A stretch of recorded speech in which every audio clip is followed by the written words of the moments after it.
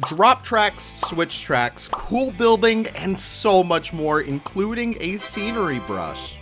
Welcome back everyone to the channel, and welcome back to another Planet Coaster deep dive overview video. I should come up with a quicker name for that. We just had the second deep dive of Planet Coaster 2, where we were able to see the creative limits of this game, or honestly, it feels unlimited. There's so much you can do now. From everything regarding the event sequencer, just like the Mixmaster of RCT3, to even more about the path building tools, to even some new features we haven't seen before, we have it all today. My name is Leaf, and welcome back to the channel. Let's jump into some path talk. Now, I know we're already so excited about the paths that Frontier have finally fixed. No longer do we have the buggy mess of before, but what do we specifically see today? Now, of course, we can see the line builder, the draw tool, stamps, and so much more already, but we actually got to get a little bit more information about the border editing to help us fine-tune the paths. We unfortunately didn't see much of that today, but instead we were able to see a little bit more of what's known as a spline system that you've probably seen if you've ever played games like Prehistoric Kingdom or Jurassic World Evolution.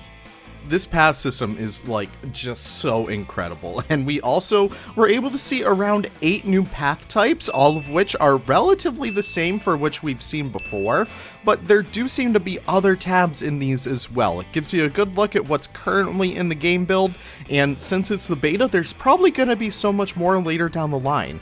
But that's really it for the path builder, but it's so similar to the pool builder, which we're going to transition into right now.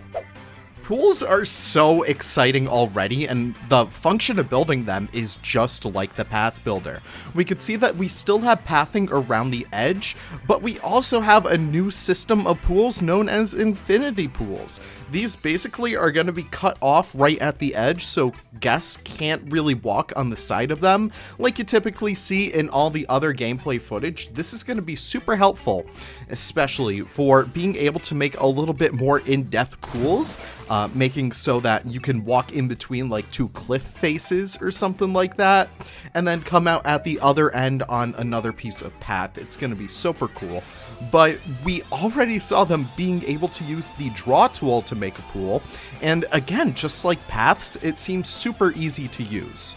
Now, a small note that I do want to add over here is that once the pools are actually connected to the path, the fences around the pools actually drop out and allow for guests to walk right into the pool area. It's super cool stuff. And they also show off the stamp as well. This is so cool. It functions within the grid too, which means it's going to be perfectly aligning to whatever else you build within the grid. Think about if you're building like a cabana or a shade structure right above your pool for some reason. Maybe you're building like a swim up bar. Ooh, that would be a really cool update feature right there, Frontier. But imagine you're building something that's connected to a building that's going to make it even easier for you to actually build that stuff. Really awesome stuff right there. But that really covers it for the pools, just honestly really cool stuff. But they also took us through building a very, really cool slide. We were able to see that in order to build a slide, you do need to place a piece of path first. And then that connects to the ground either via stairs or an open gate. That means you're actually able to have a slide that weaves organically through terrain and connect right to the terrain, which is going to be so helpful. Like, I typically don't enjoy those big slide structures where it looks like a giant monstrosity kind of poking out of the ground. I instead prefer them kind of being integrated within the landscape. I'm much more of a theme park guy than an amusement park guy, you know what I mean? So I'm very excited to get building with that stuff. But it's also cool how the stairs just automatically connect right there. Not only can you also have just one slide on one of those platforms, I believe you can have upwards of 3 if you kind of connect them up to like each of the other corners that aren't being utilized, I believe. Really awesome stuff right there. So that's going to be really cool. But once they actually got building the slide, the coolest thing happened. We get to actually see the cantilever support. It's like I tell my wife, I can't leave her. But no, this basically just functions as a custom support. I believe it automatically recognizes any slide, like, twists and turns, so it automatically builds a cantilever system. It's so cool. Normally, back in Planet Coaster 1, you would have to build that stuff piece by piece, but now it just automatically comes with the ride. It's going to be so helpful. Now, also towards the entrance of the slide, like even the stairs too, you will need to connect that up to the rest of the paths as well, so just keep that in mind. I really hope we do get a new path in the actual game that matches the pool path. I really don't want them to be different. Like, that is just not gonna look too good for my own builds. And on that note, I really hope that we're actually able to edit the tiles within the pool too. So far, we've only seen those bright blue tiles, but I'm hoping that they are either flexi-color or we could swap them out for a different pattern, because I think those blue pools are going to get really tired really quick. And in terms of other speculation, I guess I'm just throwing stuff out here. I really enjoy natural-looking pools that you can kind of just start to wade your way into. So honestly, I'm really hoping for a beach, like kind of like a beachscape or like a sandy bottom pool. I think that this would also make a fantastic update later down the line, but hey, what do I know? That's pretty much it for pools though. I don't know, I'm so excited for that stuff, but let's jump right into the meat and potatoes of what's actually new about here. Let's talk about that event sequencer. By far, one of the coolest interfaces I have ever seen in a game like this. The event sequencer makes its glorious return in Planet Coaster from the old days of the Mixmaster in RCT3. Here we're actually able to see them sequence events on a timeline with animatronics, water and fire effects, and I hope so much more. It kind of works like video editing if you've ever done one. I'm doing it right now, where you have a timeline of different stuff that comes one after another. It's going to be super cool just to be able to play around with that. Not really much else to say other than that, other than the fact that this is going to be so helpful for making your parks come even more alive.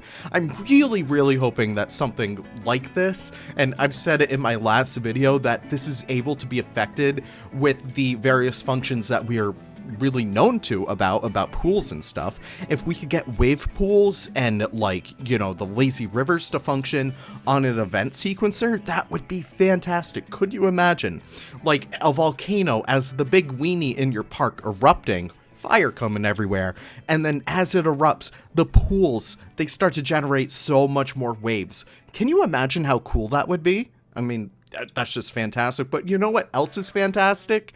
The scenery brush. We finally got to see this elusive scenery brush where you can actually enable rocks, foliage, and scenery within the UI around here, and then as you paint it on the surface, it just puts plants all over the place. You can align it to the surface or choose not to if you want it to align, like, you know, kind of following that same flow.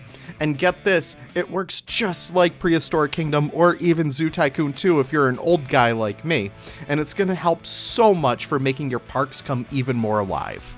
Now, even better than PK, these pieces are actually individual pieces. They function the same as if you put down a plant yourself than if you actually use a scenery brush, which means you can select a single tree if you don't like the look of it. You can scale it, you can rotate it, you can delete it, it doesn't matter. You can function with all that stuff. It is so cool. Just so excited to get all that information about the scenery tool, but let's move on to here. Let's move on to the roller coaster, something I think everyone expects in Planet Coaster. Now, right off the bat, there are drop tracks and there are switch tracks. Really awesome stuff. I believe, and this is the mini-thuzy in me coming out over here, I believe that these function as a way to either hold a guest up, like hold a roller coaster car like up and then drop them down a track, or switch them to going backwards. This can be really awesome, especially if you're building some more unique or more modern roller coasters. I know a lot more modern roller coasters have been implementing a lot more of this tech in them, so that's gonna be so freaking awesome. But yeah, that's pretty much it when it comes to that stuff. Look at all these coasters. Huge shout out to Deef on Bro Nation for actually identifying every single one of these over here. Huge shout out to him, because now we get to see pretty much all the other roller coasters that we are getting. I'm seeing we're getting a flume, we're getting some intimate gigas, hydraulics, we get Vacomas in here with the boomerang, we get looping coasters, B&M inverts, flying surf coasters, all this incredible coasters that just are gonna come in base game, which is so cool. I mean, already this is a huge collection of coasters over here that you can just jump right into and start building your parks. It's gonna be so crazy. And that is pretty much all that was revealed today about Planet Coaster 2. Keep in mind it was a lot more of a creativity spotlight, but we will be seeing a management one at the last Wednesday of next month. September, I believe, September. That's going to be a lot more management focused, so you're going to be able to see all the new changes that come with staff, mascots, all that stuff. So, tell me, what was your favorite part so far about these Planet Coaster 2 reveals? I mean, personally, I'm so excited about this scenery brush. It's going to be so nice to be able to create that nice surrounding environment around your parks. That's going to be so cool. But let me know what you guys are excited for in the comments down below. And without further ado, thank you so much for stopping by. If you guys do want to stay up to date with your Planet Coaster knowledge and news, be sure to drop a little subscribe down below. I really do appreciate it if you can. But with that being said, thank you so much one last time. Have the most wonderful of wonderful days, and I'll see you all in the next video. Take care, and bye-bye.